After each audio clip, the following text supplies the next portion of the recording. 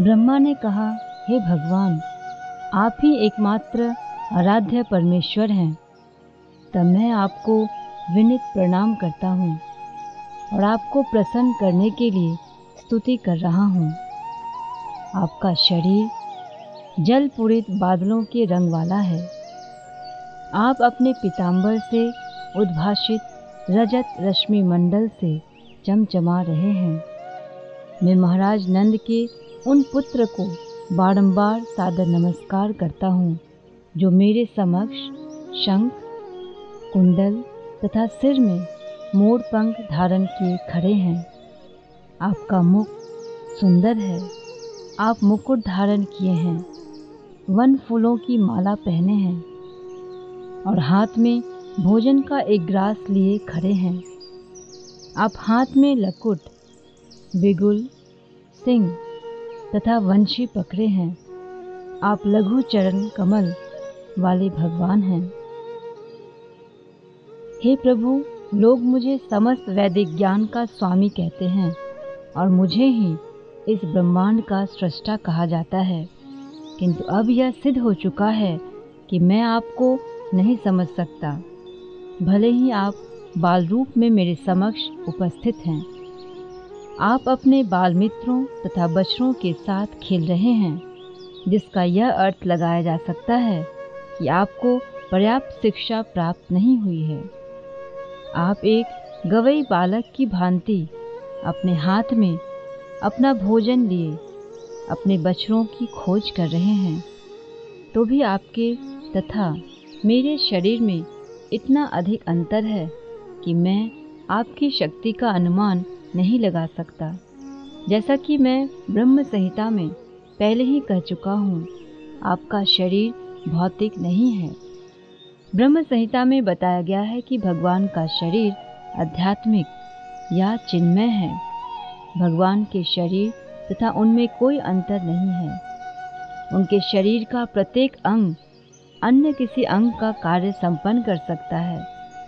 भगवान अपने हाथों से देख सकते हैं, अपनी आँखों से सुन सकते हैं, अपने पाँवों से भेंट स्वीकार कर सकते हैं तथा मुख से सृष्टि उत्पन्न कर सकते हैं।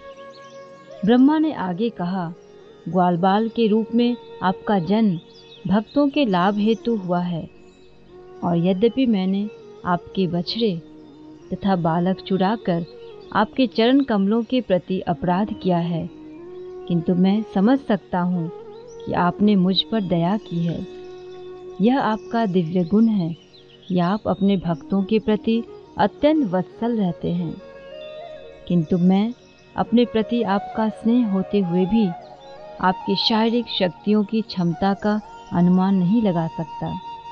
यह समझना होगा कि जब मैं इस ब्रह्मांड का परम पुरुष ब्रह्मा होकर बाल रूप श्री भगवान के शरीर का अनुमान नहीं लगा सकता, तो फिर अन्यों का क्या कहना। और यदि मैं आपके बाल शरीर की आध्यात्मिक शक्ति का अनुमान नहीं लगा सकता, तो फिर मैं आपकी दिव्य लीलाओं को कैसे समझ सकता हूँ।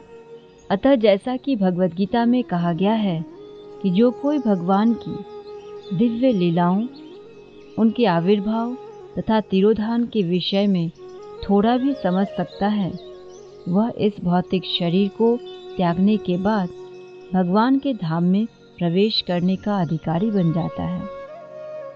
इस कथन की पुष्टि वेदों में भी हुई है, जिनमें कहा गया है, भगवान को समझने मात्र से ही कोई भी जन्म मृत्यु के चक्र से छूट सकता है। अतः मैं तो यही स्तुति करूँगा कि लोगों को चाहिए कि वे अपने चिंतन द्वारा आपको समझने का प्रयत्न न करें।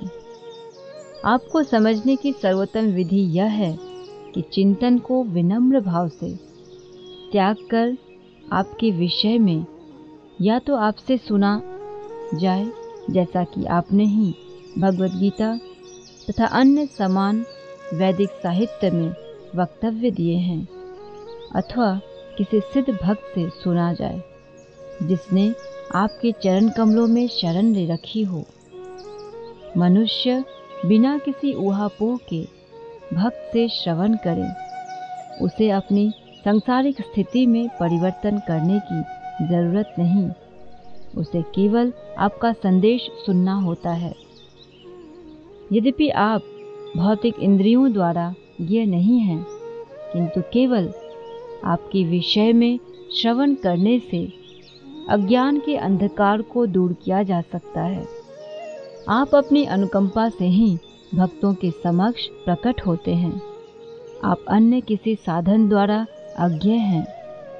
भक्ति के बिना शुष्क ज्ञान आपकी खोज करने में समय का अपव्यय मात्र है।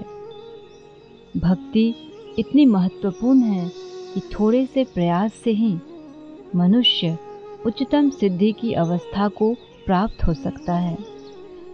अतः मनुष्य को चाहिए कि भक्ति की कल्याणदायिनी विधि की उपेक्षा करके चिंतन विधि का प्रशय न ले। चिंतन द्वारा भले ही आपके दृश्य जगत का आंशिक ज्ञान प्राप्त हो ले, किंतु प्रत्येक वस्तु के मूल स्वरूप आपको समझ पाना संभव नहीं है।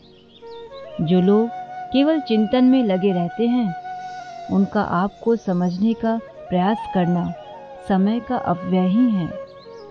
जैसे धान के लिए भूसे को पीटना। थोड़े से धान को चक्की में दलकर चावल के कुछ दाने प्राप्त किए जा सकते हैं, किंतु धान का छिलका या भूसा तो पहले ही चक्की से पीस चुका होता है, और भूसे की बड़ी मात्रा को पीटने से दाने नहीं निकलते। यह तो व्यर्थ का श्रम है। हे भगवान, मानव समाज के इतिहास में ऐसे अनेक उदाहरण प्राप्त हैं, जबकि मनुष्य दिव्य पद प्राप्त न होने पर मन, वचन तथा कर्म से भक्ति में लगकर सिद्धि प्राप्त करके आपके धाम को जा सका है। भक्ति के बिना चिंतन या ध्यान द्वारा आपको समझने की सारी विधियां व्यर्थ है। अतः मनुष्य को चाहिए कि सांसारिक कार्यों में लगे रहकर भी वह आपकी भक्ति करे और आपके दिव्य यश का श्रवण तथा कीर्तन करते हुए आपके निकट रहे। केवल श्रवण तथा कीर्तन से ही मनुष्य आपके धाम में प्रवेश करने की परम सिद्धि को प्राप्त कर सकता है। अतः यदि कोई आपके यशों का श्रवण तथा कीर्तन करते हुए आपका सानिध्य सदा प्राप्त करता है और अपने सारे कर्म फलों को आपकी तुष्टि के लिए अर्पित करता है, तो वह सरलता से तथा प्रसन्नता पूर्वक आपके परम धाम में जा सकता है। जिन लोगों ने अपने हृदय सारे कल्मश से शुद्ध कर लिए हैं, उन्हें आपका साक्षात्कार होता है। हृदय की यह शुद्धि आपके यशों के श्रवण तथा कीर्तन द्वारा संभव है। भगवान सर्वव्यापक हैं, जैसा कि भगवान ने स्वयं भगवद गीता में कहा है, सब कुछ मेरे द्वारा पालित है, किंतु फिर भी मैं सबों में नहीं हूँ। चूँकि भगवान सर्वव्यापक हैं, अतः ऐसी कोई वस्तु नहीं है जिसका पता उन्हें न हो। भगवान की सर्वव्यापकता कभी भी जीव के संकुचित ज्ञान में समाहित नहीं हो सकती। अतः जिस व्यक्ति ने भगवान के चरण कमलों में अपने मन को स्थिर कर लिया है, वही भगवान को कुछ हद तक समझ सकता है। मन का तो यह काम ही है कि वह इंद्रिय तृप्ति के लिए विविध विषयों के पीछे दौड़ता रहता है। अतः जो व्यक्ति अपने मन को निरंतर भगवान की सेवा में लगाए रहता है, वही मन को वश में कर सकता है और भगवान के चरण कमलों में स्थिर हो सकता है। भगवान के चरण कमलों में मन की यह एकाग्रता समाधि कहलाती है। इस समाधि अवस्था को प्राप्त हुए बिना वह भगवान के स्वभाव को नहीं समझ सकता। कुछ दार्शनिक या विज्ञानी विराट प्रकृति के एक एक अणु का अध्ययन कर सकते हैं। वे इतने प्रगतिशील भी हो सकते हैं कि विराट आकाश या आकाश के समस्त ग्रहों तथा नक्षत्रों के परमाणुओं का, यहाँ तक कि सूर्य या कि आकाश, तारों तथा अन्य ज्योतिषकों के चमकीले अणुओं की गणना कर सकते हैं, किंतु श्री भगवान के गुणों की गणना कर पाना संभव नहीं है। जैसा कि वेदांत सूत्र के प्रारंभ में कहा गया है, परम पुरुष समस्त गुणों का मूलाधार है। उन्हें सामान्यतः निर्गुण कहा जाता है। निर्गुण का अर्थ होता है गुणों से रहित या निगुण, किंतु निर्विशेषवादी निर्गुण शब्द का अर्थ किसी भी गुण से विहीन लगाते हैं। चूँकि वे भगवान के गुणों का अनुमान लगाने में असमर्थ हैं, अतः वे इस निष्कर्ष पर पहुँचते हैं कि भगवान में कोई गुण नहीं होता। किंतु वस्तुस्थिति यह नहीं है। असल बात तो यह है कि वे समस्त गुणों के मूलाधार हैं। सारे गुण सदा उन्हीं से उद्भूत होते रहते हैं। अतः एक ससीम व्यक्ति किस तरह भगवान के गुणों की गणना कर सकता है? वह किसी एक क्षण के लिए भगवान के गुणों की गणना कर भी ले, किंतु दूसरे ही क्षण इन गुणों की संख्या बढ़ जाती है। अतः भगवान के दिव्य गुणों का अनुमान लगाना संभव नहीं है, इसलिए वे निर्गुण कहलाते हैं, वे जिनके गुणों की गणना नहीं हो सकती। अतः मनुष्य को भगवान के गुणों की गणना के अनुमान का निरर्थक प्रयास नहीं करना चाहिए। योग सिद्धि प्राप्त करने के लिए शुष्क चिंतन या ज्ञान योग या शारीरिक प्रयास करने की कोई आवश्यकता नहीं है। मनुष्य को इतना ही समझ लेना होगा कि इस शरीर में सुख तथा दुख पूर्व निर्धारित है। इस शरीर के दुखों को दूर करने या सुख प्राप्त करने के लिए विविध आसन लगाने की कोई आवश्यकता नहीं है। सर्वोत्कृष्ट मार्ग तो यह है कि मनसा वाचा कर्मणा भगवान की शरण ग्रहण की जाए और निरंतर उनकी सेवा में संलग्न रहा जाए। यह दिव्य श्रम सार्थक है, किंतु परम सत्य को समझने के अन्य सारे प्रयास असफल होते हैं।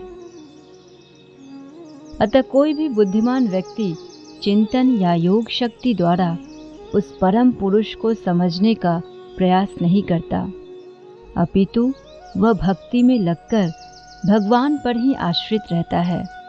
वह जानता है कि इस शरीर को जो कुछ भी होता है वह उसके पूर्व कर्मों का फल है। यदि कोई इस प्रकार का सरल भक्तिमय जीवन व्यतीत करता है तो वह स्वतः भगवान के दिव्य धाम का उत्तराधिकारी बन जाता है।